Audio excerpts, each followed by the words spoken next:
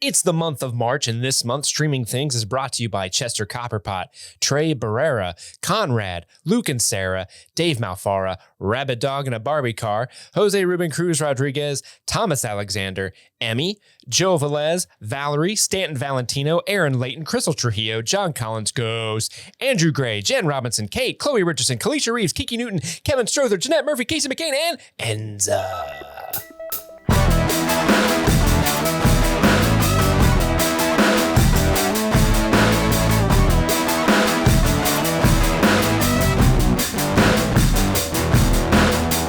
Welcome back. My name is Chris. My name's Madison. And I'm Steve. And this is Streaming Things, continuing our coverage of Yellowjackets. This time, episode 9, Doomcoming. Such a good title. So It is. good. And they stole my potential band name for the future. My new metal band I was going to start. Oh, is that's your band name? Yeah, Is we were that- just going to do Linkin Park covers and Evanescence covers, but now it's all in the trash can because Doomcoming was stolen. Thanks, Yellowjackets. Yeah. You robbed the world of gold. You, you Cretans, this is the penultimate episode. So look forward to the finale discussion in a couple of days. This Wednesday, that's going to drop. And we're going to talk about our season 2 predictions and our entire season recap in that episode. And then Friday, we're going to have our wrap up of The Last of Us on HBO Max. So our Last of Us mailbag will drop that day. I love it. I love having a good mailbag. It's true. You don't. That's like Steve's favorite thing. It is. For Christmas, I just got him a mailbag. Not just a mailbag. It was a canvas mailbag. And it Right? had a little Blues Clues Ooh. emblem on it. It did. It was adorable watching you geek out over that, Steve. I was trying to find the clue. There was a little dog in it going, bow, bow, bow. Oh. and little crayons and notebook. It was nice. It's how you took the notes for the show. Thanks, buddy. I appreciate If you. you want to join the mailbag, you can write into streamingthingspod@gmail.com at any time. But also we take questions over on our Discord, and you can join that by going to patreon.com/streamingthings and subscribing at a variety of tiers. One of the benefits is joining the Discord. And don't worry, if you're not, I guess you wouldn't be listening to this one, but it's worth saying. If you're not a fan of Yellowjackets or not planning on tuning into much of that coverage, never fear. We understand maybe there's a little too much violence and coolness and good writing for you to enjoy. However, we'll be delving into all kinds of movies voted by the patrons and other things all throughout the next few months. So we got different stuff for different folks coming out each of the weeks. So That's starting next week. fret not. Yeah. We're Yeah. starting off with a fun little documentary, Class Action Park.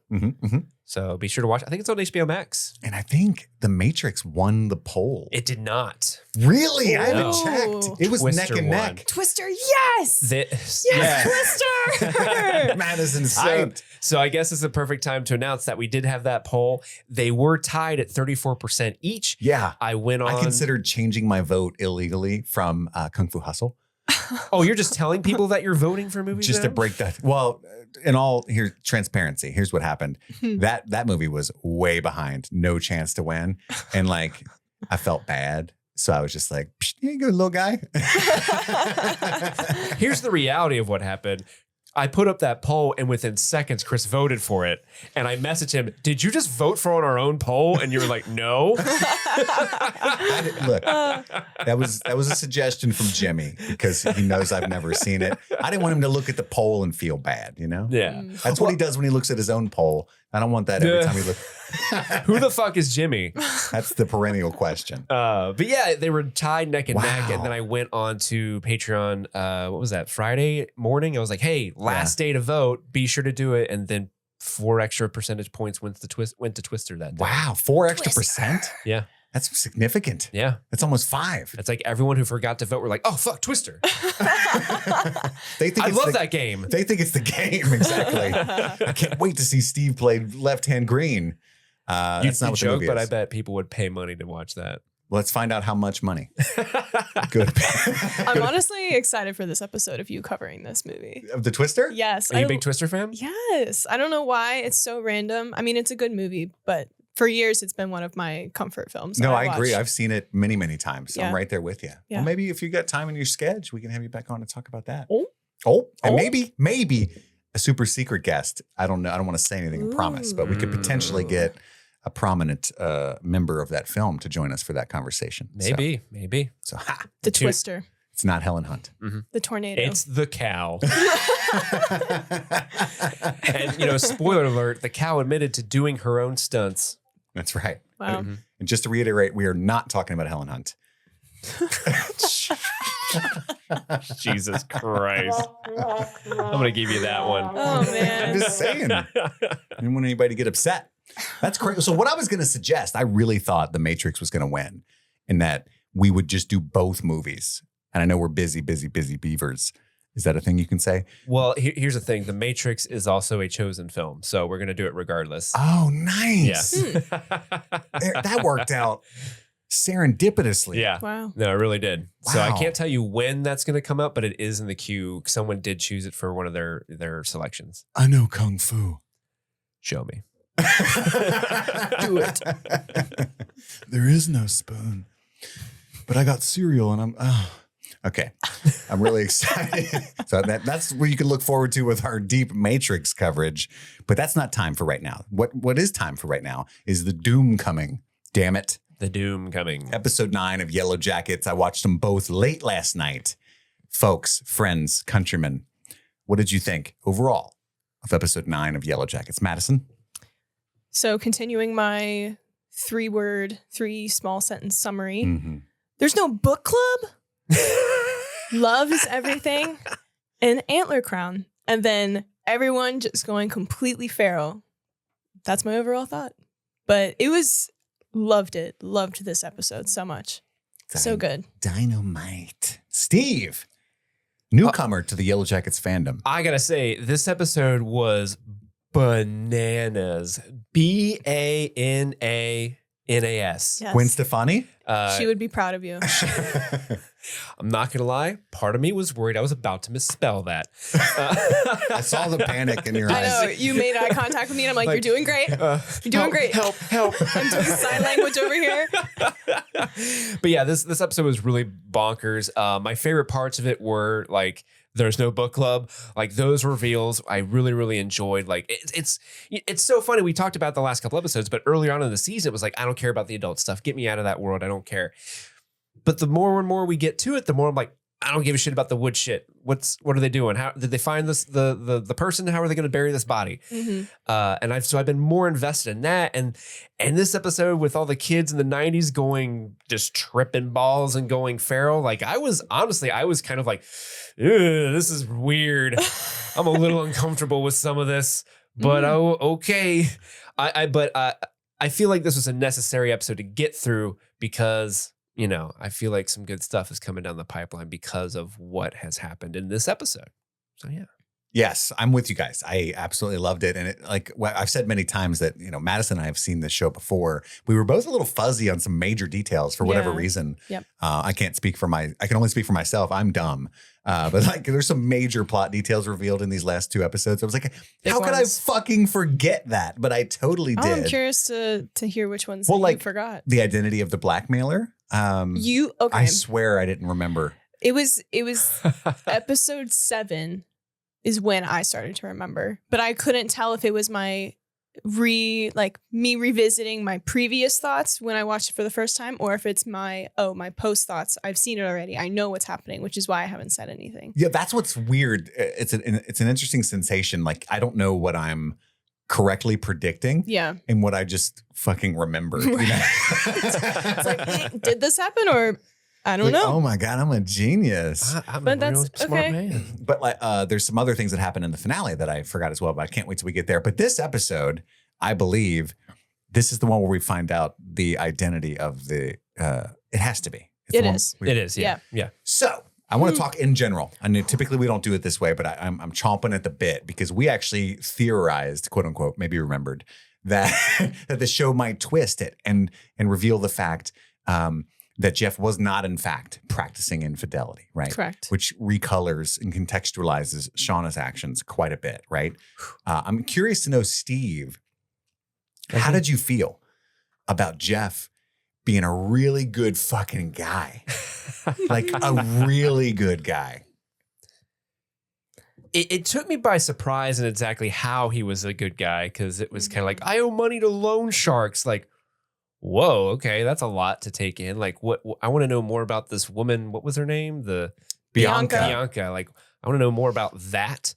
I feel like that's some breadcrumbs that they're leaving for future episode storylines. Maybe, I hope. But it I don't know. I feel like, I don't know. I'm torn. On one hand, I'm like, but they did such a good job of making me hate Jeff. Like, they went out of their way to make him seem like the biggest dud that ever fell and dudded, you know? Like, he was Duddits from Dreamcatcher, right? And so, like, Duddits. Yeah. Me, you, and 6 other people. 6 other people know that reference.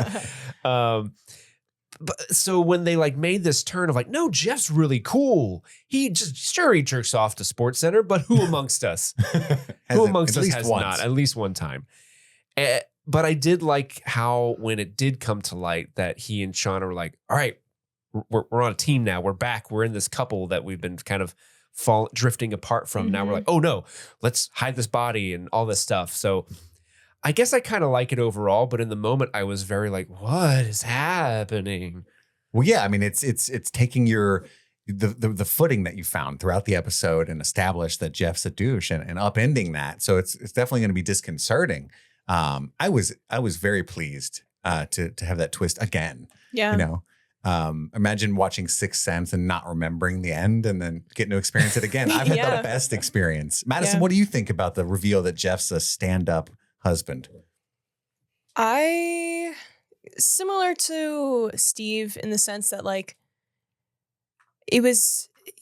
I wanted to hate him so much, and at the beginning of the season when I wasn't really remembering what had happened when I watched it for the first time, I really hated Jeff. And then I think it was when the parents, the episode with the parents, and he stood up for Shauna, that, you know, that heartfelt moment, I was like, oh, I hate to love you, Jeff. And then now we've completely done a 180. And I think the reason I'm a little uncomfortable with it is because it makes my view of Shauna a little warped, because she's in the wrong. She is the one who committed an affair and, you know, cheated. And now that's spiraled into her murdering somebody. And so now there's just, it's feeding into the plot even more. But I liked it. I think it was interesting choice. I'm curious, you know, who decided to make that decision. But overall, yeah, it was cool. Yeah, I love it. I think it's a really good turn of events. And he might not be like a traditionally moral person, because maybe he supports his wife a little too much with things like a murder. But like, sickness and in health, man, we take vows. He was willing to turn himself in to protect her. He's read her journal. He's known the depravity of her past for years and never judged her or brought it up. Like, shit we don't even know yet. He's like, oh, well, she'll tell me soon, right? Like, I was crying and shit. Like, this dude is all the way down. He's ride or die, this Jeff. Ride or die Shauna. Yeah, for sure. So I just thought I'd throw that out there at the top, because I thought that was a huge piece. But let's dive in, play by play, scene by scene. That's what we're going to do, folks. If you've never listened to the show before, we're going to walk you through the whole thing. I even found out, we'll read some emails on Wednesday. Somebody even listens to this show and gets a lot out of it and has never seen Yellowjackets. That's how play by play we do it. That's incredible. Right there. Then we'll dive into our top 3 favorite moments each, and followed by some Easter eggs, some maybe little tidbits from the 90s. If you weren't there or you were too high to remember, we'll uncover them for you in each episode. And then we'll end it all with our outbreak performance of the episode, our favorite performer. Yeah. And I just wanted to say at the top of the show, because we forgot to, but we might sound a little different today. A little better. A little different, maybe better, maybe worse. We don't know. We'll find out. It's the same show. It's the same show. I got a new mixer. So if we sound slightly different, fear not. You're not losing your hearing. You're not having a stroke. It's just a different mixer. All right. It's like with Jeff, you know, you thought it was one way and it's different and it might be uncomfortable. Yeah. There is a book club. Surprise. Oh, that's right. That's right. Don't get hot, Chris. I was like, oh my God. That was the most shocking thing. There wasn't a book club. So we start off in 2021. It starts off right where episode 8 ended, with Shauna confronting Adam about who the fuck are you, right? She thinks he is the one who's been blackmailing her. She's convinced he dropped the glitter in the closet by the safe and stole her journals, right? And he's at first trying to figure out what's going on. He takes it sexually at first. Oh, you want to role play? Okay, I'll blackmail you. I took your journals. Get on the bed and punish me, right? She's like, no, seriously, right? We find out a few things, like the safe code to her safe was the flight number when Yellowjackets crashed, which I thought was interesting. So she thinks he just guessed that out of his own savviness. Yeah. She pulls a knife. She goes all around the room looking for shit, and he's trying to stop her and figure out what's going on. He's a little confused. He seems embarrassed by I guess there's like an unofficial account of what happened to the girls that was published, and he has that in the drawer. Yeah, I think it was a magazine that we had seen previously. I think it was the same magazine that Misty had in the bar with Natalie. Mhm. And then on top of it was kind of this, I don't want to say a more official magazine, but not a entertainment related magazine. I don't know how to like what type of magazine it would be, but I like the title of it, which is Skin in the Game. Yes. I thought that was very good play of words. Yeah, I thought it was like a helter skelter type account of what they think went down, but obviously no actual firsthand accounts because none of the girls or surviving team members fight. But she sees that as evidence, and he gets embarrassed by that. At least that's how I read the scene. I'm curious to know what you guys think, and we'll get there in 1 second. But she pulls a knife. She's throughout talking to Adam, holding the knife, she's getting trauma flashbacks, and she starts kind of morphing into young Shauna there, which I thought was a really cool touch. And then she stabs and kills him somewhat accidentally, somewhat out of instinct, as he just approaches to kind of talk to her, because he's trying to de-escalate the entire time. Like, hey, you haven't done anything yet. Let's talk about this. We can still go back to the role play thing. If you're down, that's okay. If not, I'm just saying it's on the table for me personally. And then he dies. She kills him. So I'm curious what you guys think, because there's one thing that's kind of like it's in my ribs. It's stuck in my craw, right? Because I think the way that you're supposed to read that is that Adam was innocent. Like he was just a dude who happened to rear end her. Fucking innocent. Yeah, exactly. And they were making love. He really does care about her, and he really did just Google her, and he was curious about her past. I think that's how you're meant to read that scene. Yeah, I agree. Rewatching it a second time, I see that more. When I watched it for the first time, I was still under the impression that he was still a part of it. Like he still knew prior information about Shauna, and he sought her out. But I think watching it a second time, I agree with you. I think it's definitely meant for him to appear innocent. I don't know when he would have gotten those magazines, or because I mean he did say that he Googled her. It's also there's still some unanswered questions as to why, he still isn't online. You know what I mean? Like his presence on social media. And how did he end up in that hotel? Right. I think there's still some weird things about him that make it still up for debate if he was actually how innocent is he in this regard. I agree. And also I think that would be not necessarily bad, but very interesting if they were going to turn you against Shauna that much. Like not only was she cheating on Jeff, which is fine. Like I have beliefs about certain things, like shit happens, right? We're all adults. Shit happens.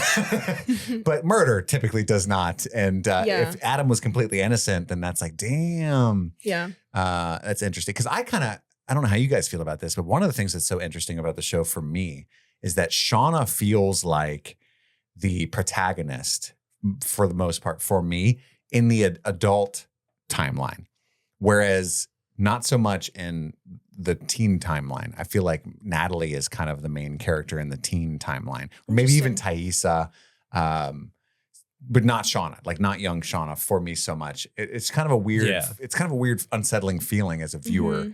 Do you have any kind of like feelings as to who might be the lead of the show to you? I know it's an ensemble, but I've always interpreted Melanie Linsky, adult Shauna, as the protagonist of the overall show. I know there's two timelines, so I guess it's, trying to look at it as like, is it are there two different performances, like two separate groups of performances that we're supposed to be looking at? Like, is there a protagonist of the adults and is there a protagonist of the younger ones? Like, I guess I would argue that I see young Shauna more as the protagonist in the younger timeline. But I think also too, it's just because the height of her story is a lot more intense because she's pregnant. So I don't know if that plays into it. Yeah, there's a lot more stakes. Yeah. Not the good kind. Not the good kind? Yeah. No. Human stakes. Hey, it's all subjective. You get hungry Yeah. out there in the woods. I'll have a buttocks. It's the prime rib in my eyes. Mhm. The buttocks. That's true. Yeah. So she kills Adam. We cut back to 1996. Stab you. It's all the girls sitting around eating grubs, I think. And Jackie's on a hunger strike. Or either that or she just doesn't like grubs. They're icky bugs, guys. That's true. How Is can it you maggots? That's icky, what I thought icky it bugs? was. I hope they're not eating maggots. I want to, maybe, are those the maggots from the deer? They pulled them up from the ground. I thought they were grubs. Yeah, they're 'cause- just grub. They're Yeah. grubbies. There's a lot I'm of not protein in familiar with those. forest food. Yeah, Sorry. Yes, you are. maggots It's would just be put in a grocery store. It's all. Right. And Mari has a bunch of booze berries, booze and berries. The boozeberries taste like boozeberries. That she's been hoarding. I think it's Jackie that suggests if they're going to do that, they should have a party, right? And again, this is pretty soon after the death of Laura Lee, and then after that, Thaisa took the crew. So this is right after a van got hurt. Like there's a bunch of drama that's been down. Jackie's like, I'm not eating the grubs, but I am down to party, right? Priorities. Right. And the girls kind of look around like, hey, it's a full moon and it should be homecoming. So we should do a Doomcoming. It might be, is it Lottie that named it Doomcoming? I think it was Jackie who named it Doomcoming. Maybe. Maybe so. Maybe. What's on your mind there, Steve? Oh, nothing. I'm Do you just have any really I'm just really excited for Yes. I was waiting for that, to be honest. That's why I said it so many times. Should I do like, hey guys, are you guys ready for I can't do it. Never mind. That saved it.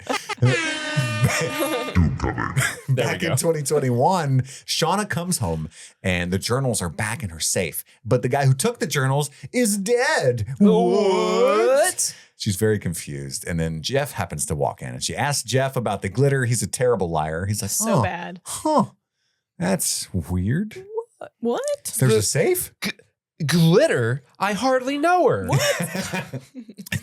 and then, so I thought this was interesting. That's why Shauna specifically never got one of those postcards and she never got one of the blackmail texts. Because remember, we were kind of confused about that. Yeah. That's Duh. right. It's because Jeff was the one doing it. He wasn't going to involve his wife. Yeah, Yeah. the one that he loves so much. He just wanted Thaisa's money. And that's why he's been gone so long in the late hours of the night, because he's plotting a blackmail That and with Randall. dealing with the money he owes gangsters and stuff. Yeah. So back in episode 7, when I was starting to theorize who the blackmailer was and also where Jeff was going, I was like, oh, maybe he's like working to pay for Callie's tuition or like to save money. Like stripping or just doing something like offhand. at like those hours. Like, yeah, late hours, working third, second shift. I don't know. And he was too embarrassed to say it to Shauna. That's what I thought.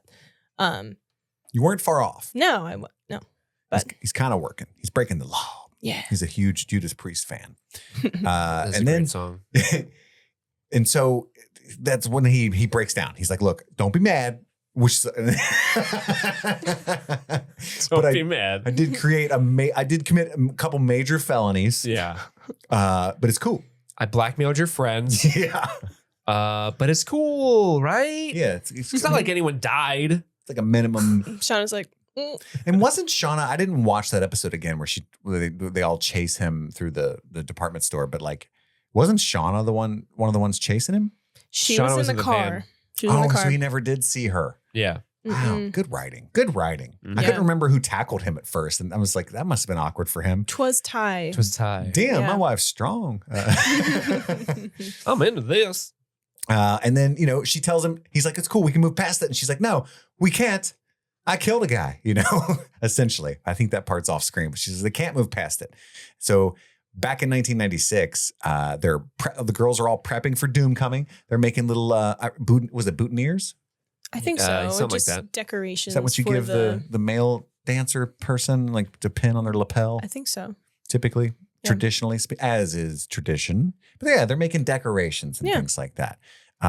Misty asks Coach to the dance. And he's like, I can't do that. And then she guilts him. Like, oh, I guess I'm not pretty enough. And that's her go-to move. yeah, she's kind of a gaslighter. She's got those skills. Yeah. And he relents and says, look, this doesn't change our boundaries, but I will take you to the dance, even though I have one leg, and it's pretty obvious. And we cut to Shauna and Jackie that are in the woods, and we can all agree there's bad vibes there. Yeah. Jackie's asking about bad vibes. She's asking about Rutgers, like, hey, it would be rush week there.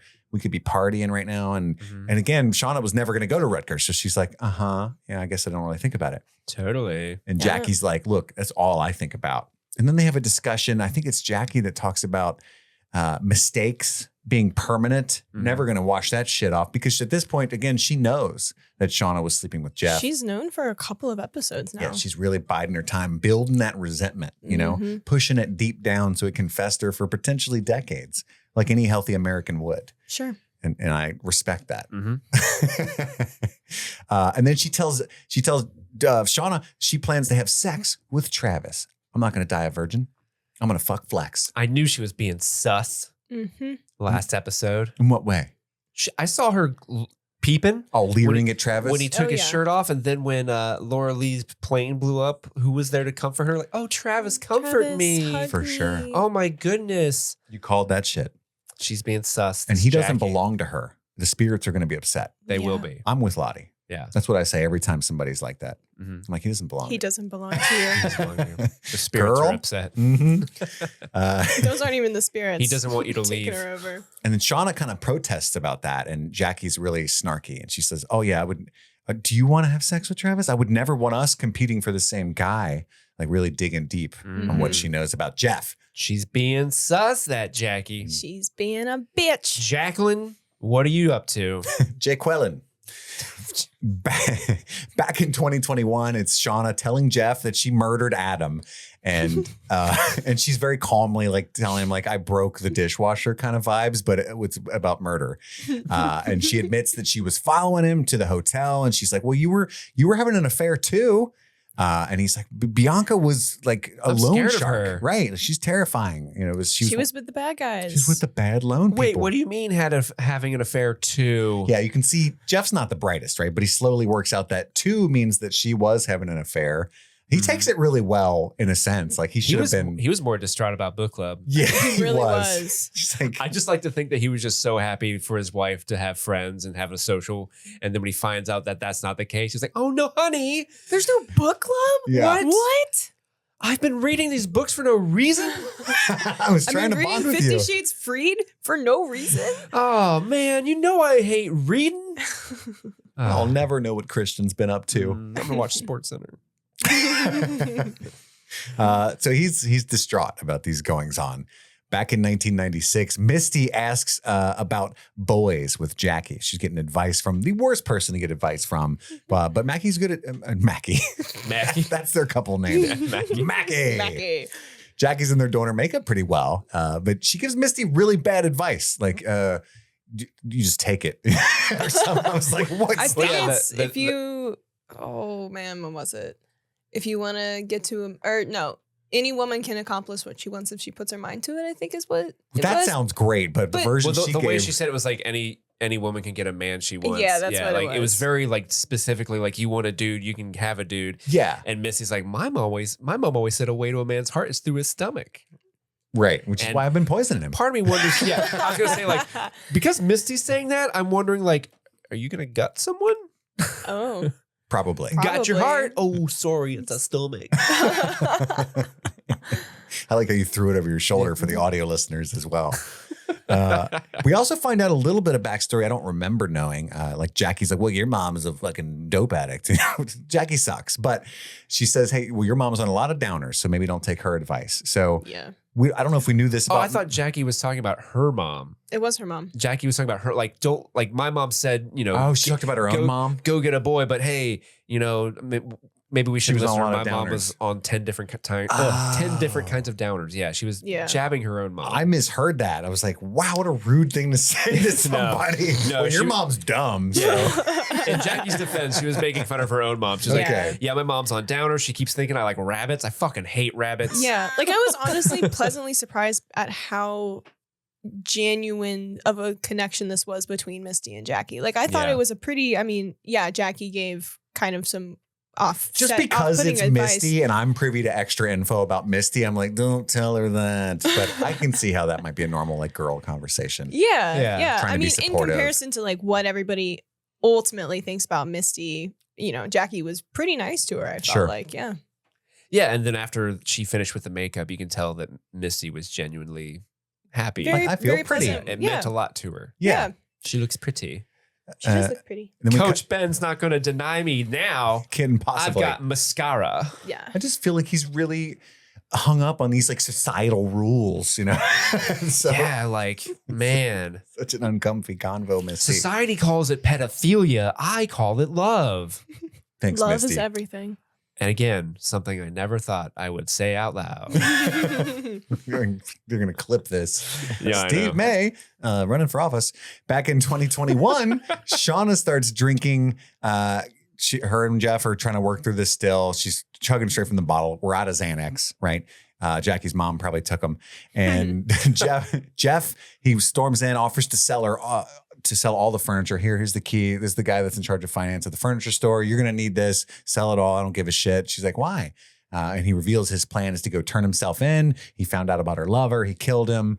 And that way he can spare Callie and Shauna the anguish of all that and go to prison for the rest of his life. I think it's interesting and telling about Shauna that her reaction to this is not like morally, no, you can't go down for something that I did. Yeah. It's that won't be effective. It'll still hurt because of all of my past and the secrets with the Yeah. Yellowjackets girls. That's why you shouldn't Well, do ultimately, that. she was like, the police will dig into you. They'll find out about the loan stuff. They'll find out about the blackmail, and then it'll reflect on me and everybody else. Mhm. Yeah. Yeah. But it's really sweet of him to offer. It is. It really is. sweet. That's nice, but it's not gonna. That's not the go. That's not the plan. Because And Shauna is a straight up mafia don. Like she looks all hapless and unassuming, but she is a straight up mafia don. she's a G. Yeah, she Mhm. is. It's like that movie with Toni Collette that's coming out soon, Mafia Mama. Have you seen that? The preview? No, that's a great No. title. That might be better than Doomcoming. Yeah. Yeah. Mafia mommy. Do it. That might be better than Doomcoming. Yeah, it's like she's a suburban mom who has distant relatives in like Oh. Sicily. And then when he dies, he leaves the Don ship to her. And so she ends up being like the remember Weeds? Did you guys watch that show? I Ginger did. Cow Yeah, show? I did watch Weeds. How that was like with the suburban mom Yeah. selling all the drugs and stuff. Mhm. Anywho, so I digress, but that's what it's like with Shauna. Yeah. But yeah, she's like, first they have a conversation about secrets and how they've always kept secrets It's always been a part of us. as a marriage. And this is when he tells her, I alluded to it earlier, he's known about this shit for years. He read the journals years ago and he's been so supportive of her and understanding, like, you guys were kids. I can't imagine what you went through. And by the way, that's a lot though. That's not nothing. Like we know very little, but we know enough to know that what he was reading is they murdered each other and ate each other. Mhm. And Yeah. like, he didn't like one day, like for me, I like to think I'm a pretty good lover and like supporter of my partner. Yeah. But like I would probably bring it up in a petty argument. Like she's like, "Oh, you forgot to take out the trash," and I'd be like, "Well, you fucking killed somebody." So you know what I mean. Like I would definitely jibe with it. Honey, you didn't take out the garbage. Oh, well, I also didn't eat my friends. Yeah. So. Exactly. Or if she gets on me about not cooking dinner, like, oh, maybe I'll just cook my friends. How about that? How about that? Bet you love that. Yeah, we'll cut their heart out and put it in a stump. How about that? But so Jeff's, I think this is like says a lot about who he is. And it's like a Yeah. plot twist, super rare stand-up guy. Yeah. Which Like- Yeah. did not see that coming. No. I'm slowly standing Jeff. Never thought I'd speak of things we didn't think we'd say. Yeah. Stan and Jeff. But he comes up with this plan. First, we find out fucking Randy knows, which is a Randall, horrible twist of events. Randall Berry. Randall Berry. Poor. Why? If you're going to commit a blackmail, why do you get someone like Randall Berry It's involved? his only friend. Jeff's a lonely middle-aged man. Oh, He's Jeff. stuck with fucking Randy. Jeff can score better friends. Had to tell I'm just somebody. And now we know his character is such that he should have better friends for Mhm. Yeah. sure. Mhm. And then he comes up with the idea. Well, you thought Adam was blackmailing you, so just stick with that line of reasoning with all the other girls, right? And then we cut to 1996. Misty is out plotting. She finds the shrooms. I was confused. Are those Natalie's shrooms mostly. It's like Natalie's Trapper Keeper or something, the binder. Oh, I'd assumed it was Misty's because it had like the field guide in it as well. So it's either Misty or Mari who has that sort of knowledge of what is what. It might be Mari. I don't know. Or I was going to say is it Akila who used to be a Girl Scout? But then at the same I time, thought Mari was in Girl Scout. But It then could be also I'm Akila. thinking, why the hell would they have that? Yeah, there's no. They were going to a soccer game. Why would they have that? Yeah, none of the characters other than Natalie strike me as the type to bring shrooms. But to the this thing is, I event. think the shrooms were naturally picked. That's why she had the book, because she was looking at the plants in the forest. So Misty picked those. Yeah. I had assumed it was someone who knew what they were looking for and had picked them while they were there. Yeah. In the wilderness. Unless the Finding book, magic mushrooms in the wild that's some wily shit. Yeah. That's tough. Yeah. I tried. Well, I mean, this is a haunted forest. but also maybe the book was in the cabin and then it just kind of made its way into that binder. Again, I don't know. I didn't really. Francois was tripping balls in the cabin. That's why he shot himself. Bad trip. I got no one to have sex with. Boom. Typically not what you want to do on shrooms anyway. Yeah. More like you just want to rub carpet and stuff. That sounded sexual. I was going to say. I was going to say, like, I don't see it. These are the same images. So while she's doing that, Jackie is also plotting on seducing Travis, and Van is sitting there forlorn while everybody's getting ready because she feels like she looks too ugly to go to the ball. Because every pretty girl wants to go to a ball. Poor Van. But Thaisa finds her, and this made me a little teary-eyed too. And It she was had so made sweet. masks that It they was could so both sweet. wear. Matching masks. They said adorable. Phantom of the Opera who? I kind of wish we had that costume. That'd be a good one. Would be good. With a little eye hole.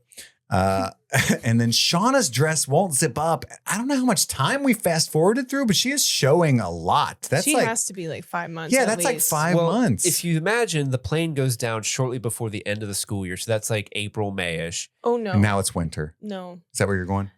Soccer season happens in fall. So this is happening. okay. So Shauna had to have, So this would be a full year almost because now it's starting to be. Well, No, they haven't gone been through a a winter yet. No. I think I'm trying to think because basketball, now I'm reverting back to high school sports. I think they left for nationals end of September. So Shauna had to have been. I think they're only in there a couple months when the scene happens, and they're showing her. I think it's November. She's showing too much. I don't think it's accurate how I much her think- belly's showing. I think she's probably 4.5, 5 months pregnant, which means it's probably mid-November, early December at this point in the show. Yeah. So, I mean, Or maybe she had been like 60 days pregnant before she even noticed. maybe But she was late on that period a long time before she got worried. if it was Hurried and her, if worried. it was her first late period, I don't know. I mean, we can really dive into the timeline So of what it was. according to Screen Rant, it is most likely that Shauna is in her second trimester in this episode. Well, due to how much she's showing, absolutely. But Yeah. I'm saying like that doesn't track with when she found out she was pregnant and stuff. But also, too, you got to think, maybe I'm trying to think of the minds of the wardrobe people and the prosthetic people. They're probably losing weight. Maybe, she would show more than usual because they're not eating a whole bunch. Maybe. I don't That know. baby's, or maybe the demon baby's growing faster.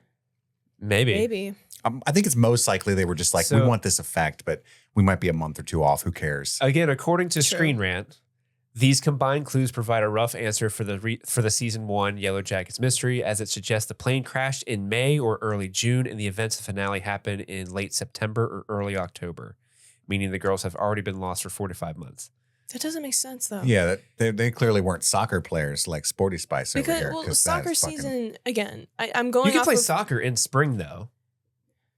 but for high school?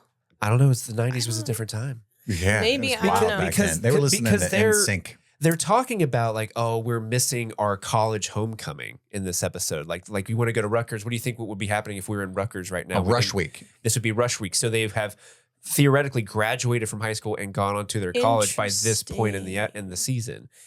So that's why I always assumed the plane did crash in May because they haven't gone through a winter That's yet. true. It can't be in the fall if they're seniors. They wouldn't even be playing anymore, right? Yeah. But you're right, Madison, because when I played soccer in high school, it was a fall sport.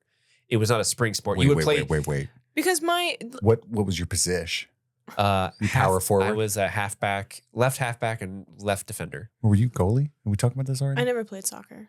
Oh, I you played just softball and basketball. you just hip to the But all of my best friends played soccer, so I was a good friend and would support. And I remember, Let's go. I remember, Buzz. yeah. I remember their season would start before the school year, so it would be early August. School would start, and then I remember they would finish soccer season right when basketball season started, which was beginning of October, mid-October. Yeah, that's how ours was. So in my head, I'm thinking, okay, Nationals would be around the time that basketball season would start. So October or late September, the plane crashes. Shauna figures out that she's 1 month pregnant in October because she missed her period. So October, November, December. I mean, the math is off regardless, but I personally think that because in my head, I think so. Here, according to, I'm looking stuff up because we got way too hung up on this. I know. But I'm like I'm in it. I like this. I'm in it. Well, it's kind of like I love the logistical aspect of it. Like, what were they thinking in terms of logistics? According to the NCSA, with few or no exceptions, football is one of the fall sports in high school. Basketball is one of the winter sports in high school. Baseball is one of the spring sports in high school. However, soccer is played in all 3 seasons, according to that. So maybe it just in depends. New Jersey. Yeah, maybe it just depends on like what part of the country you live in. I think the nail in the coffin for fall is the fact that most of them are seniors and they wouldn't be playing on the team anymore if it was fall. In California, soccer is a winter sport. California, according to this website. I don't know how true that is, but according to this. But I still think the doomsday isn't reminiscent of college. I think it's still high school. And I think Jackie is referencing, we could be going to college parties as high schoolers. Yes. I think that's what. Wait, homecoming is, I didn't go to any of these dances. I was a trap. Homecoming is fall thing. Yeah. Oh, okay. Fall. Yeah. That's a fall thing. Interesting. And also, you don't usually have a homecoming for college. You have a... Yeah, homecoming's like the first dance of the season for school, right? For high school, you have a homecoming, at least for like, you don't have a dance though. You have like a homecoming week where it's, one of your big sports teams has a big game. Well, I don't think they're saying they're not saying we would go to a homecoming dance if we were in college. They're talking about rush week and the parties. But because they're out there, they're like, we'll just have what we know, a dance. Sure. Okay. I like that. I like that. They can't rush. They can't just like, Lottie. Start hazing people. Run to the creek, streak to the creek and back. Streak to the creek. Streak. Snoop a loop. Bring your green hat. We're going streaking to the lake. You think KFC's still open?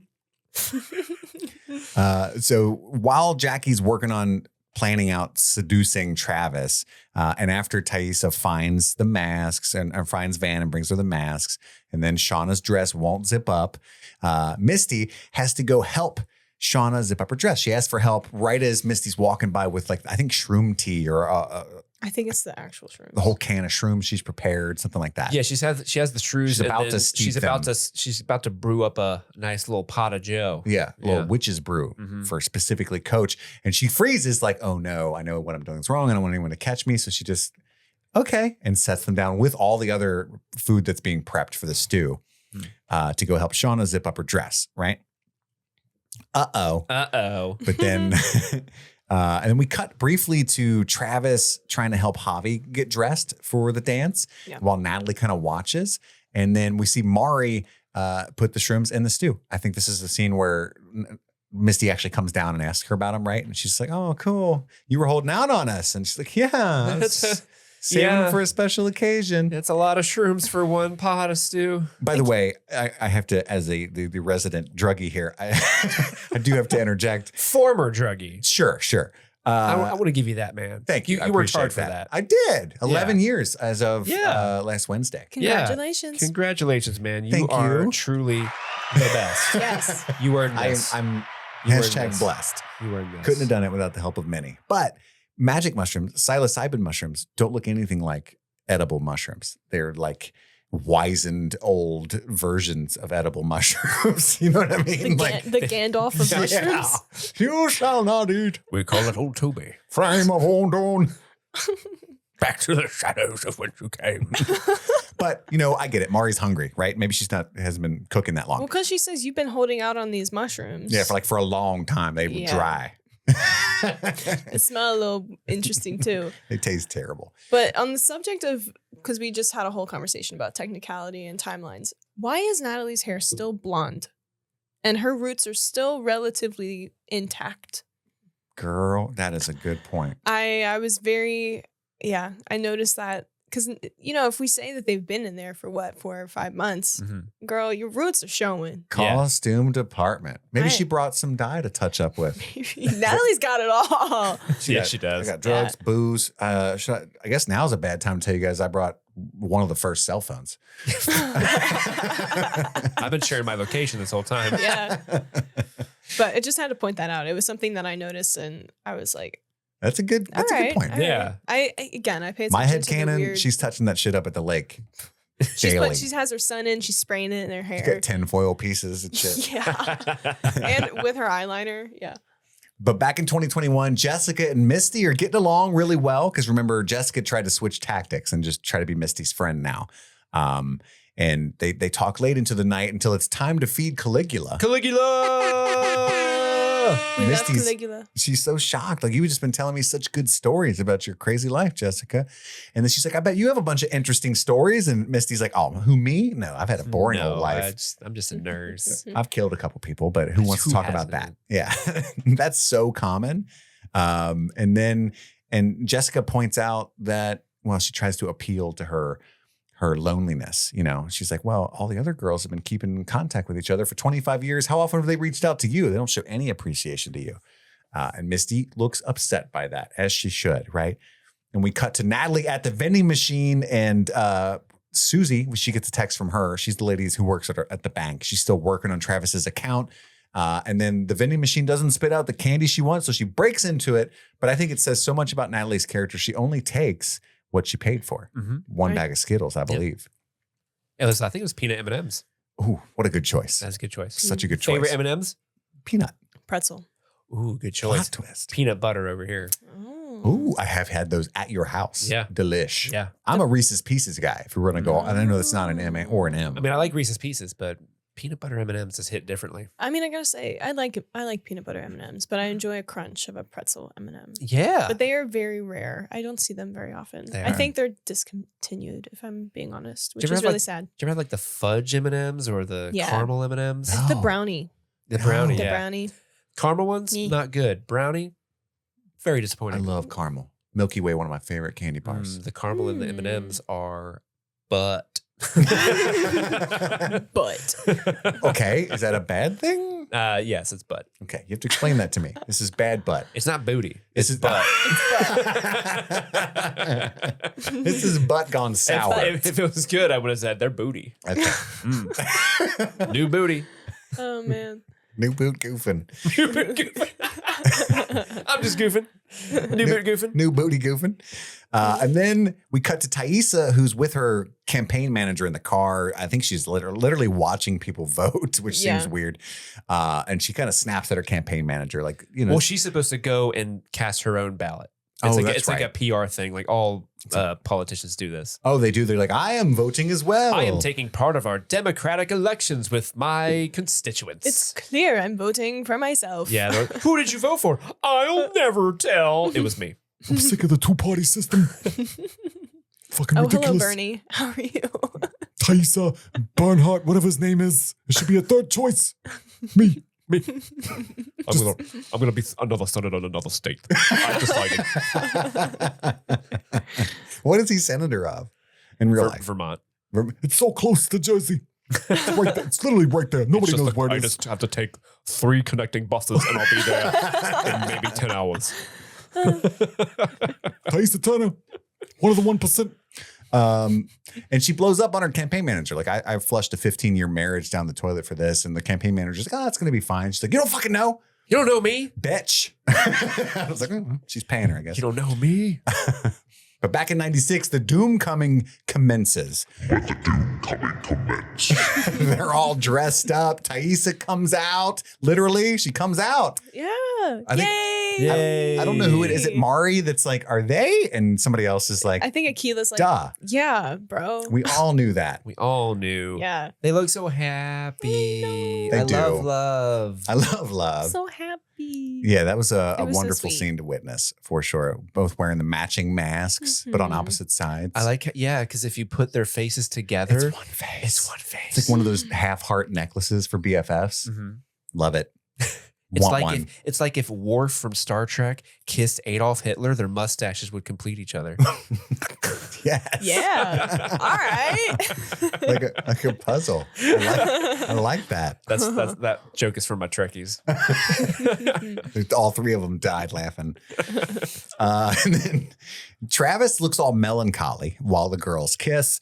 And because he wants to be with Natalie, but he's too insecure to do what he needs to do to make the situation right. And then everyone proceeds to eat the shroom stew, which is the best way to do shrooms. You want to disguise the horrible putrid taste with another Yeah. food if possible.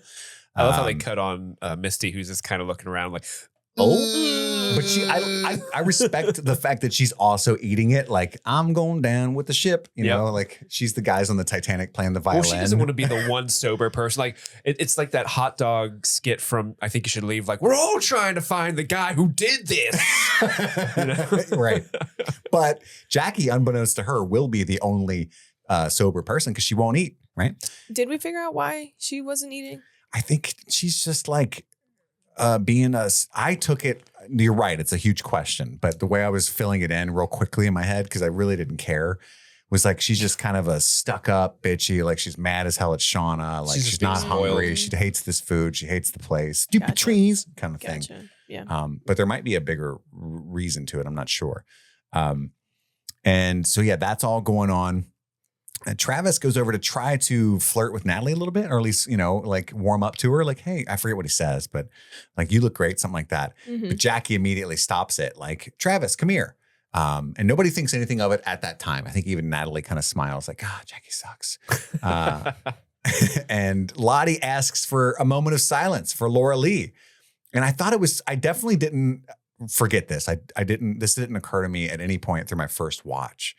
And we'll talk more about this at the end of the episode, but I'd never considered before that like Lottie goes off of the deep end because Laura Lee was anchoring her. Mhm. And I think to some degree, all of the girls, like Laura Lee's presence was so innocent and like she had the teddy bear and she loved Jesus. And especially with Lottie, because she convinced her that her visions were a gift from a benevolent and loving creator, right? Right. Well, now that Laura Lee died, Lottie just fully goes off, or maybe Satan, Yeah. which is also cool. Yeah, like we thought we were talking to God, but really we were talking to The devil. Yeah.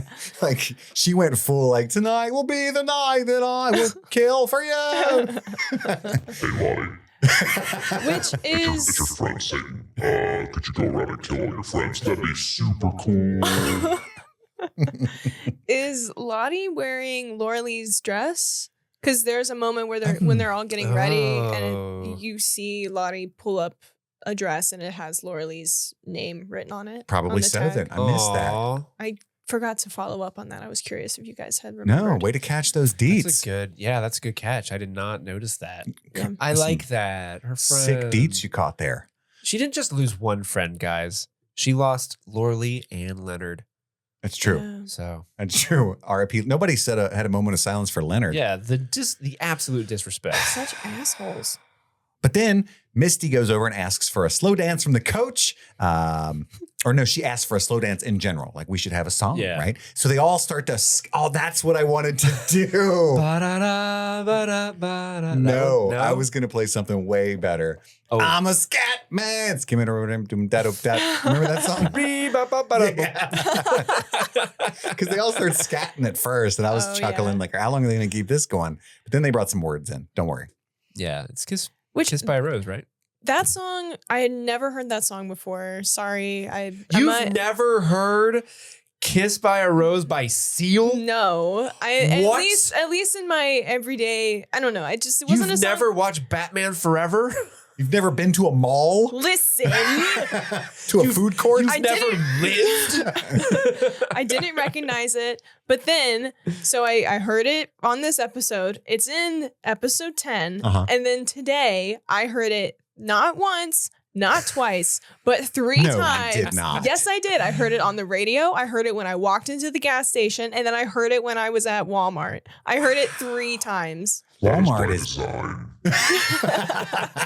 So now, Walmart is bopping. now I know. First now off. I know this song. You listen to the actual old radio airwaves still?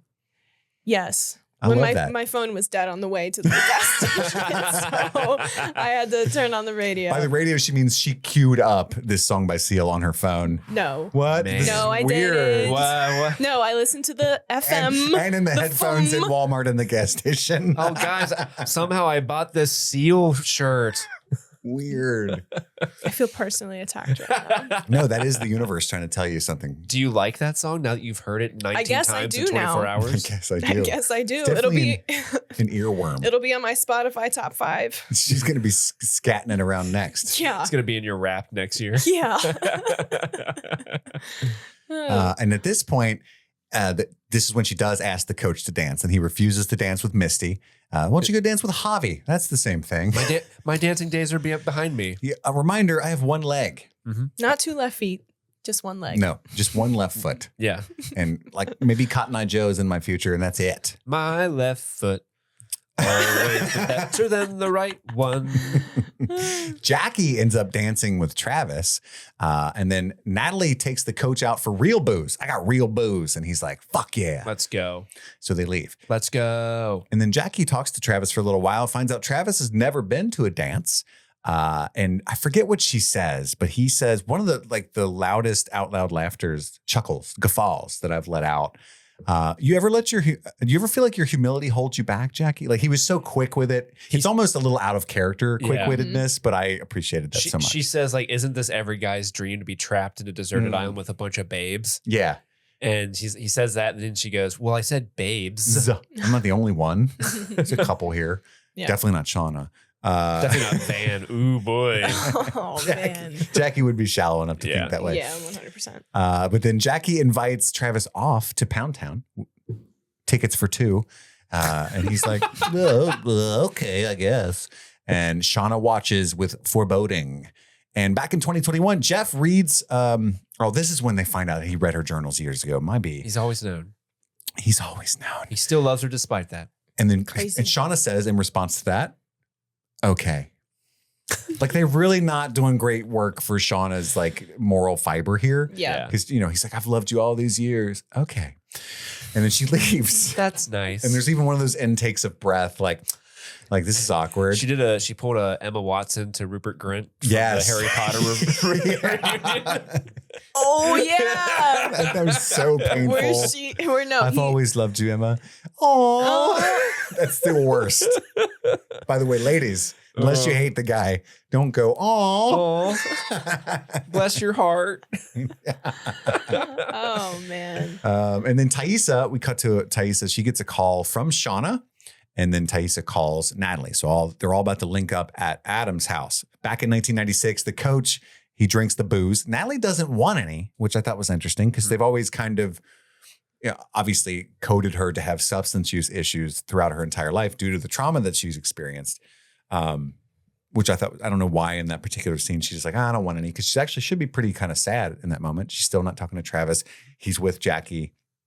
I don't know. For me, again, as the previous substance use disorder guy, I would feel like that would be a great time to pound some booze. It almost made me feel like it gave me the impression that it wasn't at that point where she experienced something traumatic enough to fall into her alcoholism, if that makes any sense. Yeah, like she seems like she's coping pretty well. Like, Yeah. especially with the help of, I like their friendship, her and Coach. Mm-hmm. These little scenes are nice. And, he asks her about Travis. Hey, what's going on there? But right as they start to get emotional and really get to the meat of something, the shrooms start to kick in.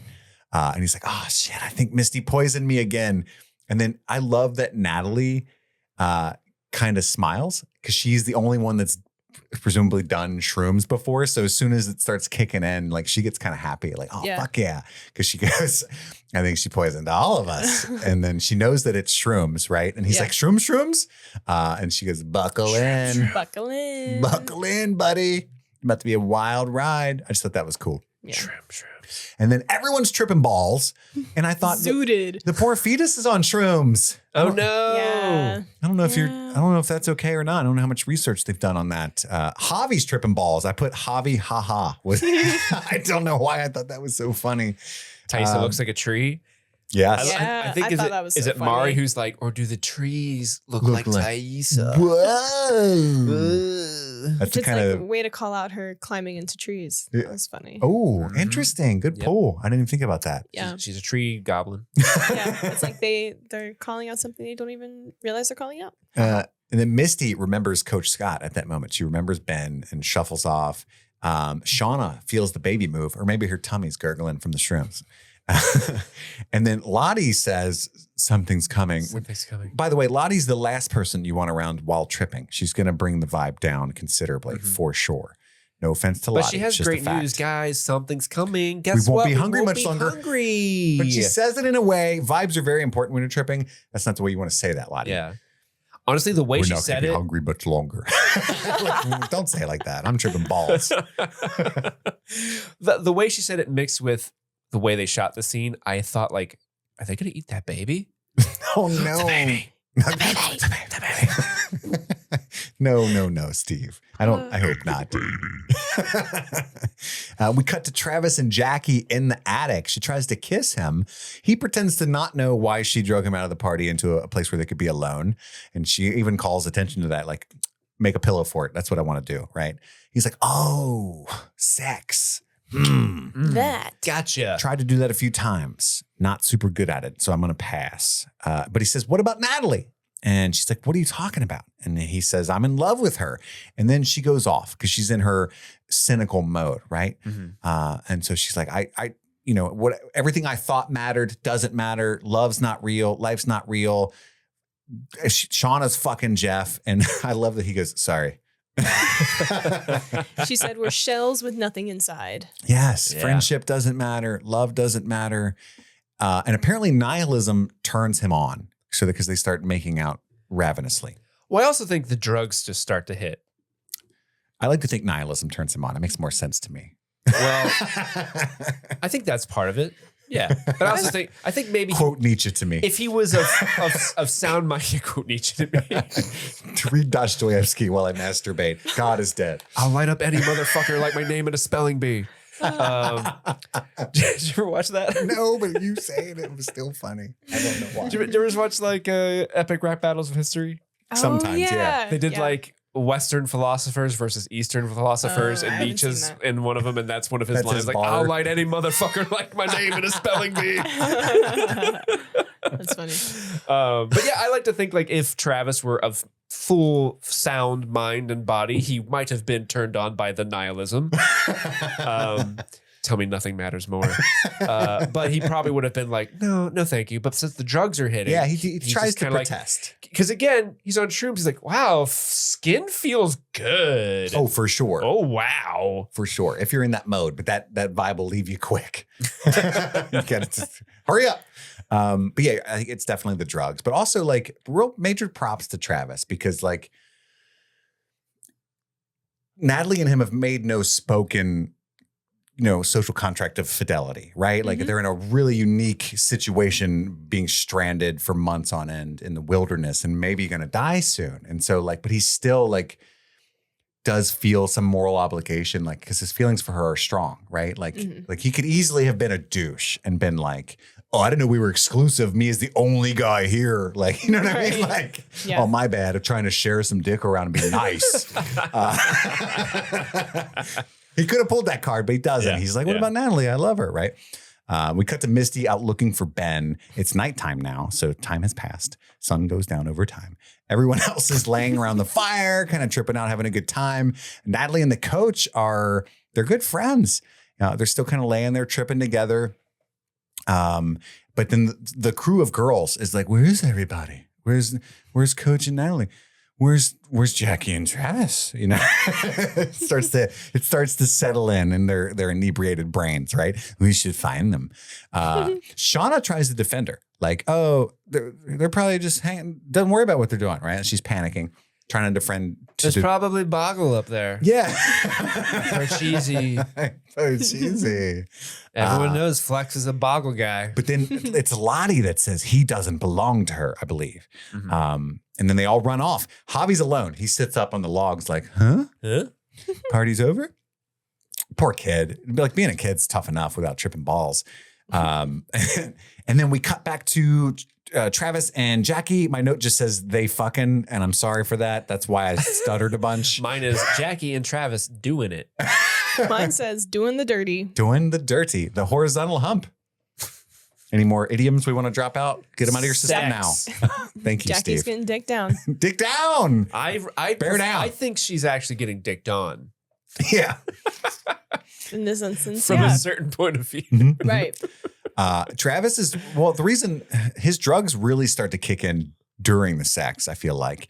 And remember, Jackie's sober. Completely. So she's like, you're being real weird right now. I don't know why.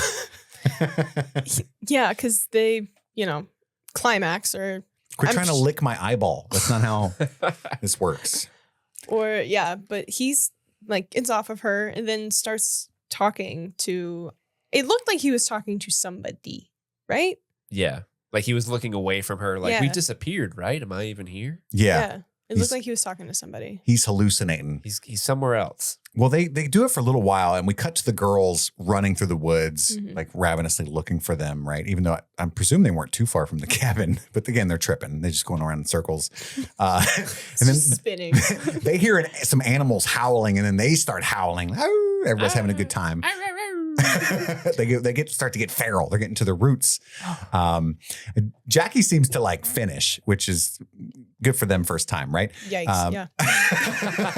And then it cuts to them after, and she's like, So that was sex. so that was sex. And then Travis is tripping too hard to put up with her bullshit. And and then the girls come in like animals busting through the house. And they all hurry up and get hurry up and get dressed and run downstairs, but they kind of catch them in the act of rebuttoning shirts and stuff. And like, what were you doing? Like, none of your fucking business. Nothing. And then Lottie points out the hymen blood on her dress. They did it. And then he has blood on his fingers. Yeah. I didn't catch that part. Thank you. You're welcome. Sorry.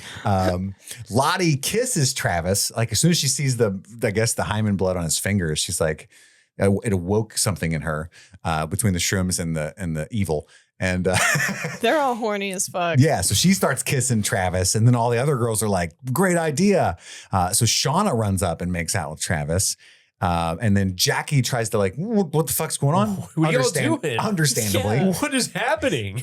I don't remember agreeing to an orgy. Y'all were singing Seal last time I saw you.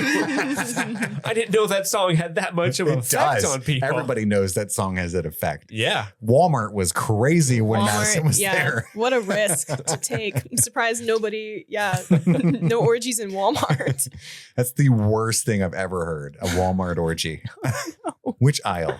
Welcome to Walmart. Oh. And then, so they say, you don't matter anymore. Lottie does to Jackie, pushes her in like the pantry, I guess is what that room is, and locks her in. And then they all start ravishing Travis. Travising. It would be a short way to say that. And they start to look, I love this scene because of the shrooms, they were able to do extra things like make them all look demonic, especially like Shauna at one point, her eyes are all super dilated. I think all of their eyes, they had like blackout contacts. Yeah. So their entire eyes were blacked out. Yeah. And then maybe I'm thinking of something else, but I'm envisioning their teeth being sharpened. Yeah, their teeth were sharpened. Yeah. Looked like they had blood around their mouths. At first he's into it because they're all over him. They're ripping his shirt off and shit. And he's like, all right, what's up?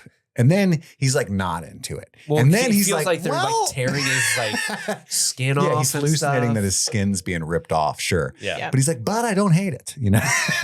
He sat through it longer than one probably would. but I need my skin. But Yeah. this is kind of awesome. Imagine when I tell the boys when I get home. Jackie said this should be my dream. Should be. Should It's be. true. Babes.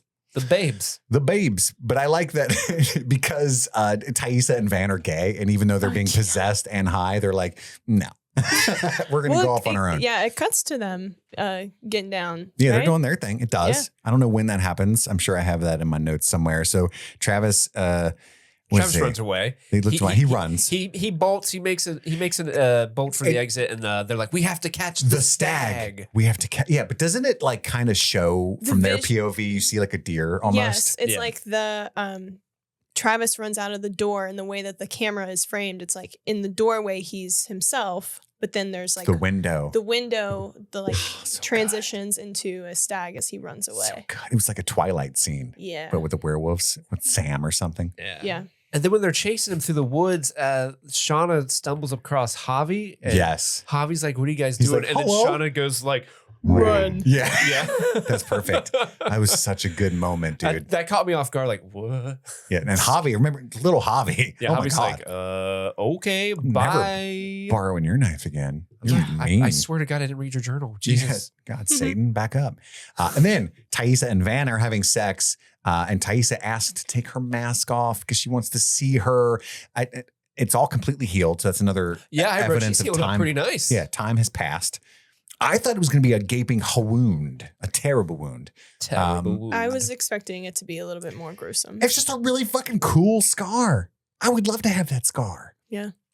I don't want to go through what it takes to get that. No. What if Van had looked her while she was tripping and was like, you want to how I got these scars? Oh, gosh. And then Thaisa was like, yeah, I was there. Yeah. I saw. I don't want to hear the story at all. We cut to Natalie crying with the coach. She's having a bad trip. And then coach kind of talks her through it, though, in this hilarious. I love this. God, I love it because you love love. I love love. He's like, no, this is exactly. Love is everything. Yes. You have to go find Travis. It could save us all. It could save us all. That's the funniest part. So Natalie gets so happy. She hops up, she runs off, and then Misty pops out of the forest and jumps on him. I heard everything you just said. That's so true. Our love is the most important thing. And he says, no, I love Paul. Misty, I'm gay. I'm gay. Mom, Dad, God, all the my furry forest friends, I'm gay. Right? Mm-hmm. Which I didn't know he had furry friends. And then we cut to Natalie hears screaming for help. She goes into the cabin, unlocks Jackie, and then Jackie still has like a vibe to her. She's really petty about her rescuing her. And then the girls are basically hunting Travis. They're all chasing him. One of them's got the knife. I presume Shauna. It's Shauna. She's the knifey one. And then Lottie, I think this is where they capture Travis, right? And Lottie puts on the antler crown. Yep. At this point already, right? She was quick to have that motherfucker. And she had it ready. She said, gimme. I knew why I made this. This is perfect for the antler crown. I think she made that for Doomcoming. Yeah, for sure. And then good catch. Like it wasn't meant to be a pagan ritual, but it just, things got out of hand. It just became that. Yeah. Yeah. I mean, really, you should have seen it coming when you go to an event called Doomcoming. That's true. Especially when it sounds that way every time they say it. They should have caught on quickly. That's a red flag. Who's going to be the king and queen of Doomcoming? He sounded like a really happy Satan. Satan loves love too. So Travis is all tied up and Shauna is the stabber is my note. Like that's her thing for whenever they do catch a deer. And then she sees a deer head on Travis, but it's like flickering and she stops. She's kind of confused. Again, I love how they did this scene. But then that's when Jackie and Natalie, who has not been feralized by the group, but is tripping, and Jackie, who's completely sober, show up and go, what the fuck? And then Natalie grabs the knife after Shauna drops it, and Travis runs off. Like, I'm fine, but his neck is bleeding. She did start to cut, or at least it's a very sharp knife. Back in 2021. Well, you're missing some things where at one point. What did I miss, my friend? Lottie was telling Shauna, like, it's okay. It wants us to. And it does, yes. And after Travis runs off and they're yelling at Lottie, she says, like, it's in all of us, even him, even you. Yeah, don't judge us. What is it? The baby. We're all pregnant. Even him. Yeah, even him. That's how it happened. Everybody knows that. I took public school health. And then back in 2021, they meet at Adam's house, Natalie, Shauna, and Taissa and Misty. And no, This is Sans Misty. Sans Misty. Yeah. They meet at Adam's house. They all find him dead. And she lies to them. Shauna says, hey, I caught him blackmailing me. It was crazy. He tried to attack me. So weird. Look, I found the bag. It's part of the evidence that I have here. Yeah. It doesn't have your money, Nat. Sorry. I guess he booked a cruise, most expensive cruise of all time. And that's when she tells him about the journals, which she's very, loath to admit that she's kept the journals from the wilderness, even though it's damning evidence. But I kept them in a safe. And Natalie wonders if Adam is the one who killed Travis. That's all Natalie cares about at all throughout all this. Yeah. And then ultimately none of them know what to do. And Nat says she has an idea, and it is to ask Misty for help.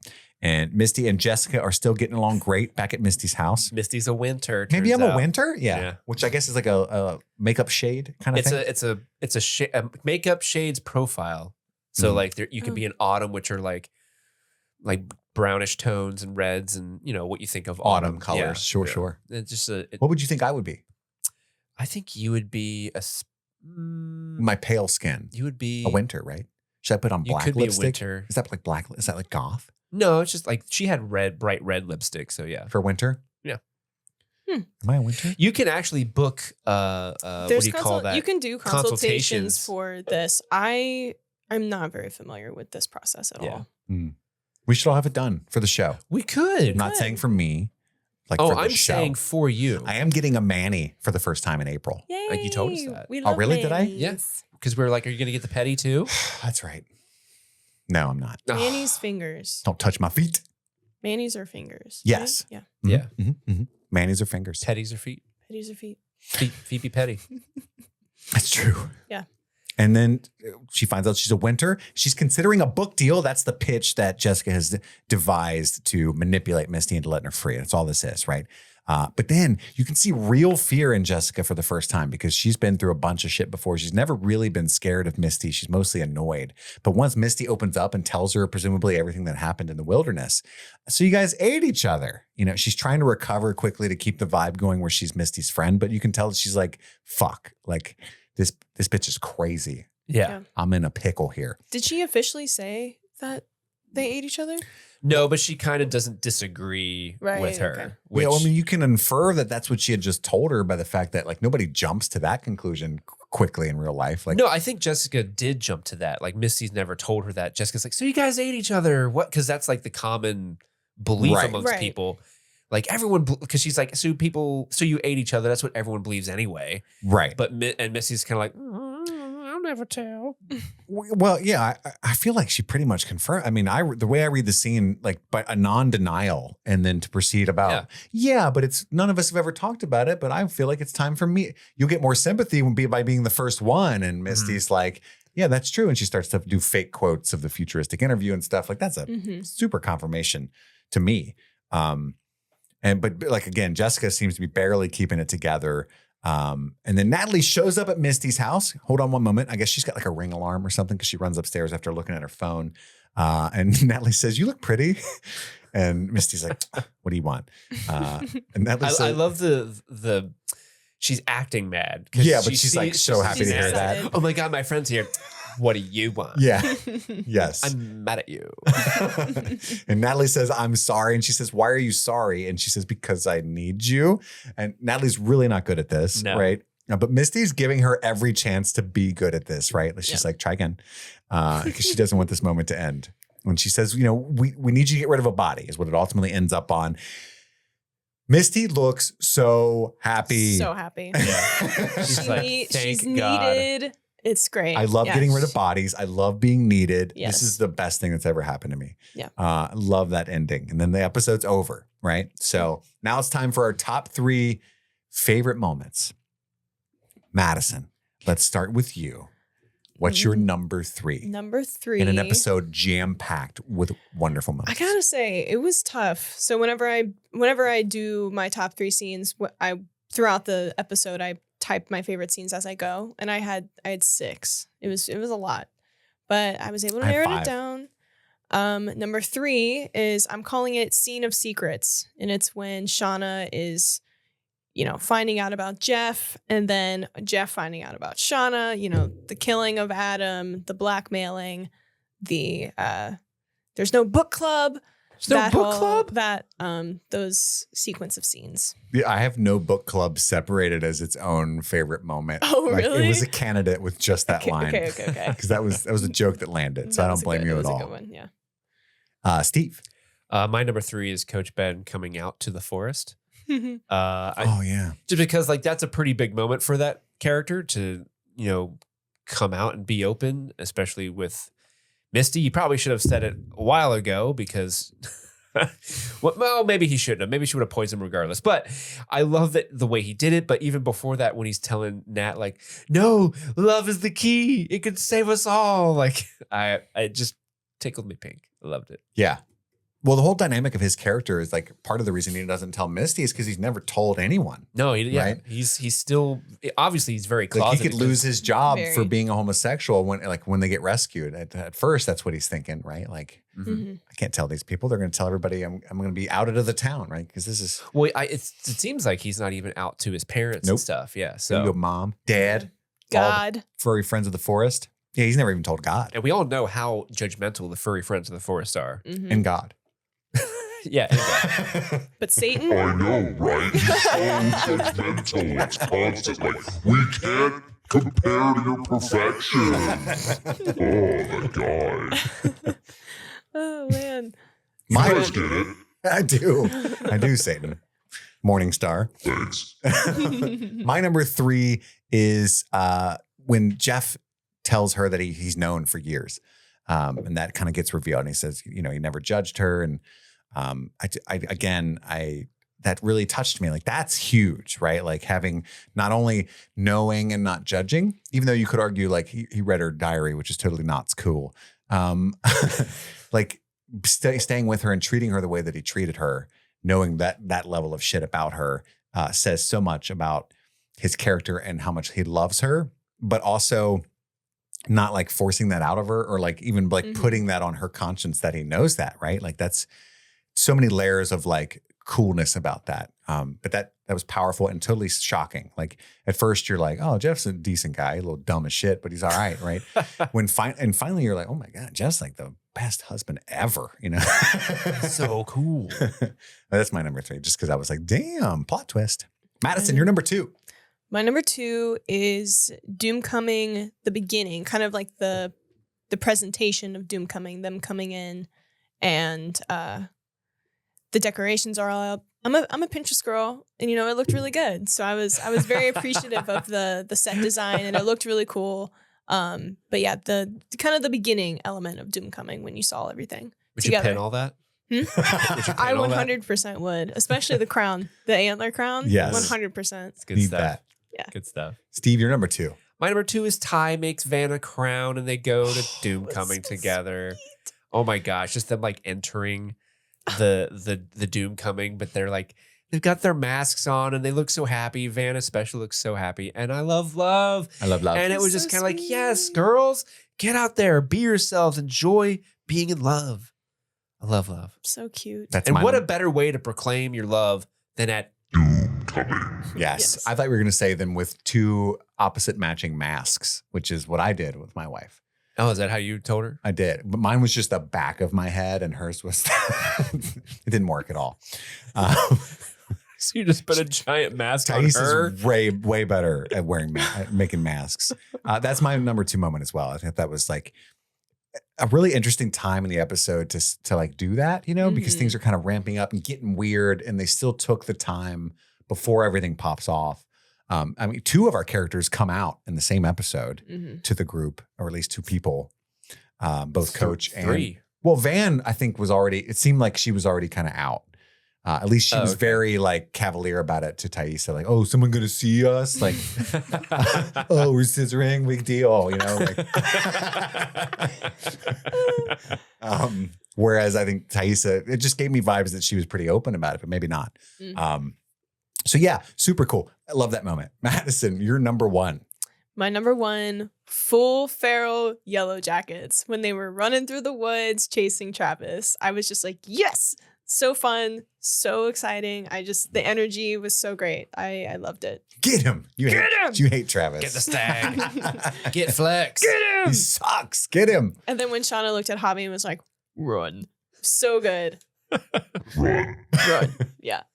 Steve. My number one is Shauna and Jeff's heart to heart. Aw. Yeah, Aw. because I love love, guys. I don't You know if you do. know this You do about love me. I love. love love. And just kind of seeing how, this whole time we thought Jeff was this adultering meathead. Piece right? of shit. And he's just kind of a meathead with a heart of gold, it turns out. Him and Randy. I like to picture them Randall Berry. pounding beers, talking about how much they love their wives. Randy, you know what? I love my wife, Shauna. She's so cool. And let me tell you what, she's a great writer. I can't share you any of her work. She's a great writer. She's a great writer. That's my number I one. love that for you, brother. Oh man, my wife hates me. Yeah, Tammy. She eh. kicked me out again. But I love the look on her face when she's angry. She's so pretty. Classic Randall Berry. Randall Berry. My number one is the what did I call it? The ravishing Travis scene. But in general, it's everybody goes feral. Yeah. How they were able to utilize the shrooms to add special effects to make everybody look so demonic. And so it didn't take you out in a surrealist Lynchian way where you're like, why does everybody got sharp teeth now? It was just like, oh, that's the shrooms. But also, I love what's going on right now. This whole Sam Raimi thing that you're really leaning into. Somebody needs to grab a boomstick. That whole vibe, everything ramped up so much. I was in love immediately. This is crazy shit. I love it. That's my favorite moment. So now let's get into some Easter eggs. I stopped recognizing or caring when I did some of the music and stuff. I really only I've got one. So we'll go around the room and each of us will just drop out as we run out until we get through our whole list here. Steve, start us off. You usually get the most. This is the episode where I have the least that I've come across, but I'm going to share the one that was my favorite of the episode, and that was a mention of Weekend at Bernie's. Oh, that's my only one. Oh, really? I didn't even catch that. I love that movie because, Yes. Well, it's in the scene where they all kind of, the modern women, they meet up at Adam's apartment and they're kind of trying to figure out what to do with his body. With and the I body, think yeah. Shauna says well, we can't exactly Weekend at Bernie's him around. And Oh. I love that because it's a great movie, funny movie. Madison, do you know what it is? I know what it is. Yeah. Okay. And that's something that I feel like people of our age, maybe slightly older, Chris, we would say that about this exact scenario. Like, oh, we're going to Weekend at For Bernie's sure. this dude. Like, that's a verb to us as much as a noun. Yeah, in high school when somebody was too drunk and we had to move them, it was always Weekend at Bernie's because we'd be carrying them and shit, Yeah. Look at him. Just put some sunglasses on him, Yeah. no one will notice. Yeah. His mom won't notice. Let's Yeah. just carry him inside. Right. Yep. I have Misty saying, I know this isn't a Sadie Hawkins dance, Mhm. but here's me asking you to go to the dance with me. I thought Sadie Hawkins was That's a specific type of dance when the woman is supposed to ask the man, right? correct. Yeah. Yeah. I felt like it wasn't a big thing when I was in school, in elementary or middle or high school. So Sadie Hawkins dance in my khaki pants. There's nothing better. Oh. Is that another of Nietzsche's bars? Yeah, it is. No, that's a Reliant K song. Do you guys remember Reliant K? No, I do not. Girls ask the guys, it's always a surprise. There's nothing better, baby. Do you like my sweater? That was in there. That was like the top of the dome. He was listening to ready. that It was earlier. ready. Oh, I Ready. I recently fell down a Reliant K member. A Reliant K-hole? Yeah, and that was one of my favorite songs of theirs when I was like a sophomore in high school. So Nice. You got any more eggies?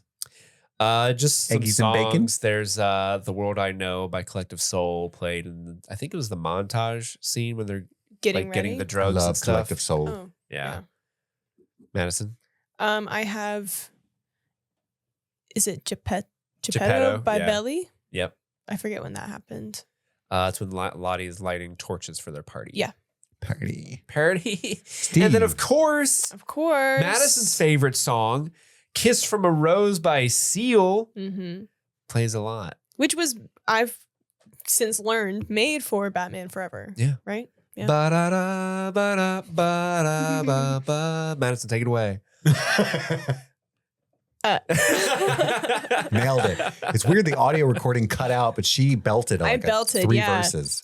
Yeah. Yeah. Yeah. We were hoping for I know. something. Are we out of Aggies now? Are we cashed out? That's That's my all I Aggies. have. Yeah. All right, folks, the bowl is cashed. Now it's time for our best performance of the episode. Madison. Who are you giving it to? The Streamy Award as presented by Madison. The award goes to, for me, Miss Melanie Linsky. Always a pledge to give it to Melanie Linsky. Yes. I felt the scenes with Jeff, her performances during those were really good. The whole Adam sequence at the beginning as well was very, very impressive. So, yes, my favorite performance was Melanie Linsky. Steve, who you got? Ooh. Haven't quite decided yet. Haven't quite decided. I think I have the right answer, but then I want to give. I'm gonna give a shout out. Okay. The shout out goes to Warren Cole, who plays Jeff. I wondered if anybody was going to give it to Jeff. Because if we were gonna give it to Jeff Shauna, at any am I point right? in the series, it might be this one because That's true. these are some really good scenes that he has. Yeah. But I'm gonna give it to Melanie Linsky as well because she continues to have. She is so good at playing like this. Oh, I'm just an unassuming person, but I will murder everyone in this room. Yep.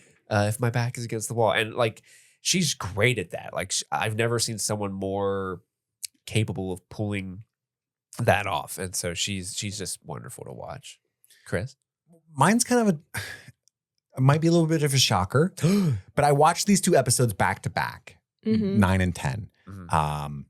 And I felt like when I'm deciding this for episode 9, I would never have another opportunity to do this because I've given several to Melanie Linsky and Sophie Thatcher always amazes me, blah, blah, blah, right? I love Christina Ricci. However, I'm giving it to Ella Purnell.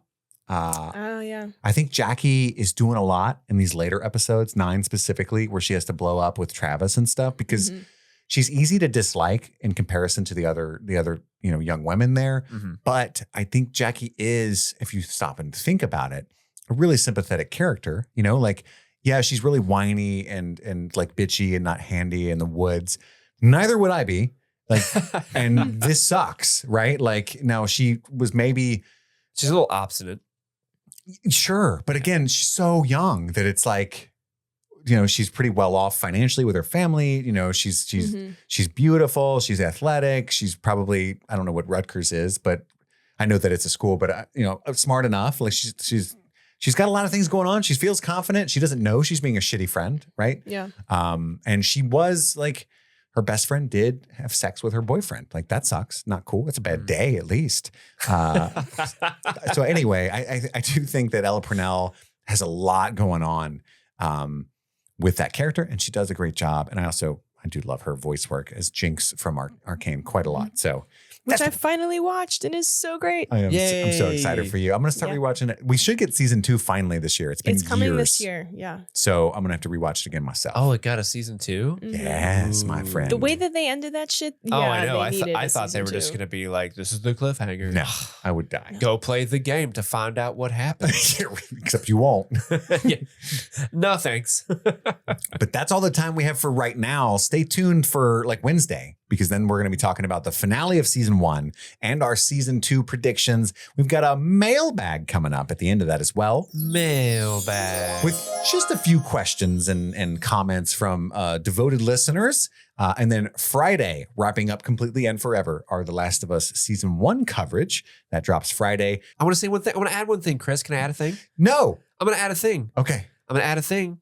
Guys, we had a lot of people order shirts last week. Ooh. The Pills Baby and the Sniper Tony shirt. Nice. Tony Time shirt. Tony time. And because today was the last day you could have bought them, we're actually extending it 5 more days. So the last day to get yourself the last shirt will be this Friday.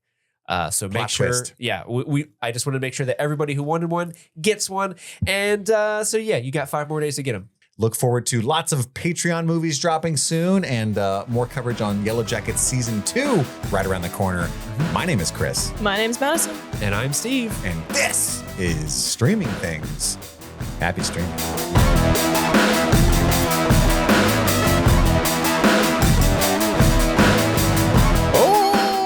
It's Sniper Tone here, and I've been instructed by the boys via radio to read you the brand new patrons in the month of March. These are people who have an extra set of mirth in their hearts, and they are truly the last line of defense between streaming things and a total economic collapse.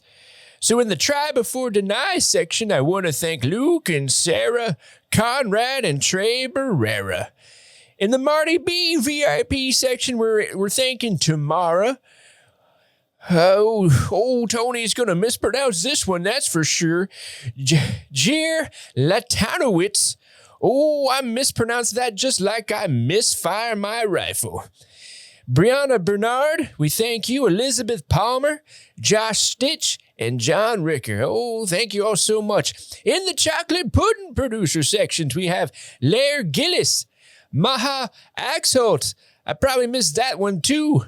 Thank you to Jordan C., Kelly Shartner, Natalie Cleland, Sonny. Oh, it has not been sunny here in quite some time. Thank you to Wayne Yopst. Oh, I think the world has passed Tony by. Tony does not know what that word is. Yopst. Thank you to Shotzi, Brock Borick, Alicia Takahashi, Gabe, Quentin Vassa, Teresa Schwemmer, and Rob Westendorf.